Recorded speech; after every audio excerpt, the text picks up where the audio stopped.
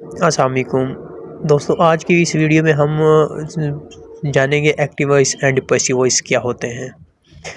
दोस्तों, active and passive के बारे में आपने बहुत मर्तबा सुना तो होगा, लेकिन इसमें जो है ना समझने की एक छोटी सी ट्रिक होती है जो मतलब हम लोग समझ नहीं पाते हैं, जिस वजह से हमें चीज़ें समझ नहीं आती और भूल जाते हैं या हम। अच्छा दोस्तों, जो है एक्टिव एंड पैसिव को करने से पहले मैं आपको जो है ना थोड़ा सा उसका बैकग्राउंड बता दूं कि एक्टिव और पैसिव होता क्या है। अच्छा दोस्तों, ये आप देखें, active there are two types of verb, मतलब वर्ब की जो है ना दो इकसाम होती हैं। एक होती है transitive verbs and intransitive verbs. ठीक है, ये दो किस्में होती हैं वर्ब्स की।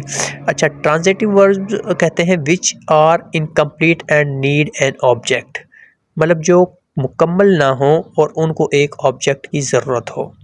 और इंट्रांजिटिव वर्ब्स क्या होती हैं? Those verbs which are completed and do not need an object, मतलब जो कंप्लीट हो और उन्हें ऑब्जेक्ट की ज़रूरत ना हो।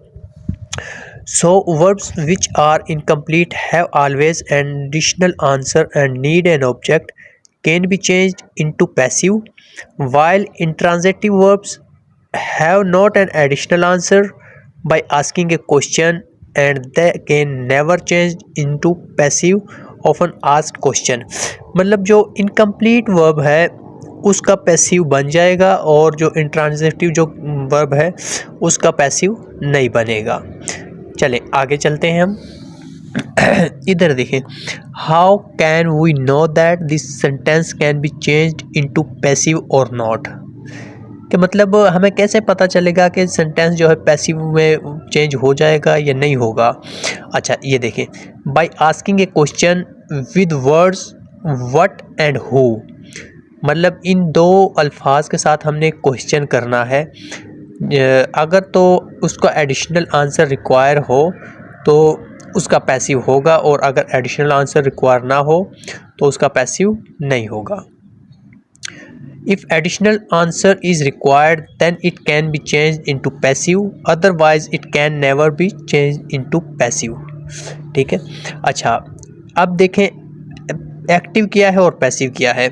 Active means what someone does, मतलब किसी कोई बंदा जो है वो क्या कर रहा है, क्या करता है। ठीक है, इसका मतलब है वो एक्टिव है। और पैसिव कहते हैं what is done by someone, मतलब किसी की तरफ से क्या किया गया। ठीक है, वो पैसिव हो गया। When we talk about subject it is active, when we talk about object it is passive. ठीक है, अब इसकी एग्जांपल ले लेते हैं हम, कि मतलब मैंने आपको बताया था ऊपर के मतलब आपने हु और व्हाट के साथ आंसर करना है। अगर तो एडिशनल आंसर रिक्वायर हो तो उसका पैसिव होगा, और अगर उसका एडिशनल आंसर रिक्वायर ना हो तो उसका पैसिव नहीं होगा। ये देखें, आई ईट मतलब इनकम्प्लीट है, आगे से वो कहेगा व्हाट, मतलब क्या खाया आपने। आई ईट मैंने खाया, वो कहेगा व्हाट क्या खाया। अब मतलब ये ट्रांजिटिव वर्ब, तो इसका पैसिव होगा। अब ये है आई वेप, मैं रोया। अब इसका तो मतलब व्हाट या हु से कोई वो नहीं बनता ना। ठीक है, अब हु कहें तो उसमें आया आ गया कि मैं रोया। व्हाट का कोई यहाँ पे सेंस ही नहीं बनता। हाँ, क्यों का बन सकता है, लेकिन क्यों का तो हमने बताया ही नहीं कि क्यों से तो हमने सवाल करना ही नहीं है। तो ये है दोस्तों, मतलब इसकी पहचान के मतलब किसका एक्टिव हो किसका पैसिव होगा, किसका नहीं होगा। ठीक है, आगे चलते हैं। अच्छा दोस्तों, ये देखें, मतलब किन सेंटेंसेस के पैसिव होंगे और किन के नहीं होंगे, किन टेंसेस के। ठीक है, तो देखें, प्रेजेंट सिंपल जो है उसका टेंस उसका पैसिव होगा, पास्ट का होगा, फ्यूचर का होगा। ठीक है, प्रेजेंट कंटिन्यूस का होगा। ठीक है, इसका भी होगा, इसका भी होगा, इसका फ्यूचर का नहीं होगा। ठीक है, ये जो है प्रेजेंट परफेक्ट, इसके जो है ये तीनों जो है ना मतलब ये होंगे। प्रेजेंट परफेक्ट कंटिन्यूस का कोई भी उसका पैसिव नहीं बनता। अच्छा, इसकी फॉर्मेशन क्या होगी। ऑब्जेक्ट जो है ना उसको सब्जेक्ट बना दिया जाएगा, उसके बाद जो है चेंजेस होंगी। ये मतलब 4 सिंपल सी ट्रिक हैं, बस आपने इनको याद करना है कि मतलब किसी भी फिक्रे में आपने पहले ये देखना है कि वो उसका पैसिव होगा कि नहीं होगा, फिर आपने जो है ना इन 4 ट्रिक्स को देखना है, ठीक है। ऑब्जेक्ट को सब्जेक्ट में बदलना है और उसमें चेंजेस करनी है। मैं अभी आपको बताता हूँ चेंजेस क्या करनी है। वर्ब की जो थर्ड फॉर्म के बाद बाई लगाएगा और जो सब्जेक्ट होगा ना उसको हमने ऑब्जेक्ट बना देना है। अच्छा, ये है वो चेंजेस जो मैंने मतलब ये देखो मैंने लिंक भी किया है। तो ये जो है ना वर्ब की फर्स्ट फॉर्म के जो होगी ना वो इज एम आर होगी, ठीक है। वर्ब की फर्स्ट फॉर्म के साथ इज एम आर होगा लगेगा। वर्ब की सेकंड फॉर्म होगी तो जो है मतलब वाज वर होगा, और हैज़ हैव हैड बीन होगा, हेड होगा तो उसके साथ जो है ना बीन लगा देना है सिर्फ, ठीक है। अगर विल होगा तो उसके साथ बी लगा देना है, शेल होगा उसके साथ बी लगा देना है, अगर आईएनजी होगा तो उसके जो है ना बीइंग में तब्दील कर देना है हमने, ठीक है।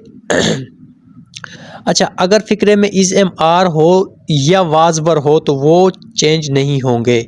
मतलब अगर जुमले में इज एम आर और वाज वर हुआ तो वो एज इट इज़ ही आएगा पैसिव में, उसमें कोई चेंज नहीं होंगी, ठीक है।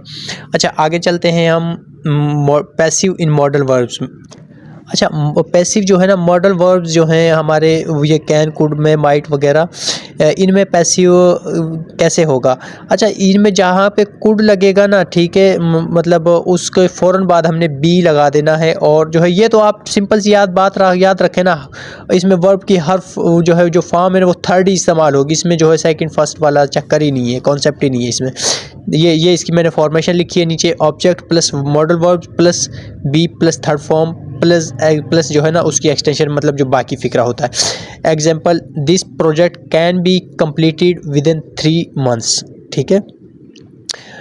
Passive in imperative sentence, subject plus is am are plus subject plus order request, या जो है मतलब एडवाइस वगैरह जो है, या command to the third form और प्लस एक्सटेंशन। तो ये जो है ना एक सिंपल सी ट्रिक है। अगर ये आप लोगों को मतलब समझ आ गई ना, तो मैं कहता हूँ कि आप पैसिव में कभी भी मार नहीं खाएंगे।